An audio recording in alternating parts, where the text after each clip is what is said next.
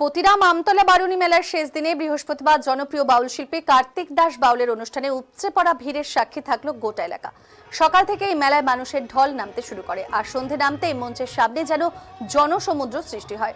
দূর দূরান্ত থেকে আসা মানুষ বাউল গানের টানে ভিড় জমিয়েছে, ফলে মেলার শেষ দিন একেবারে ভিড়ে এবং মেলা প্রাঙ্গণে ছিল নানা আকর্ষণ, বিভিন্ন ধরনের দোকান, খেলনা এবং মুখরোচক খাবারের স্টল এবং নাগরদোলা। পরিবার পরিজন নিয়ে মানুষ মেলায় এসে আনন্দ মেতে উঠেছেন।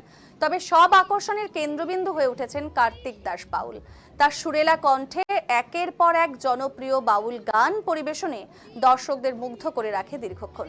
দর্শকরাও করতালি দিয়ে, কেউ বা নেচে অংশ নিয়ে অনুষ্ঠানকে আরো প্রাণবন্ত করে তুলেছেন। মেলা কমিটির পক্ষ থেকে জানানো হয়েছে, আগের দুদিনও ভালো সাড়া ছিল এবং শেষ দিনের এই বিপুল জনসমাগম তাদের প্রত্যাশাকেও ছাপিয়ে গেছে।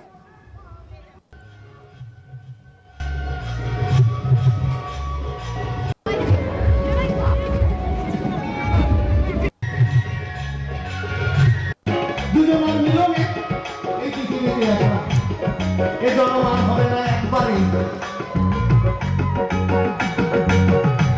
এর থেকে ভালো জীবন আর কিছু নাই।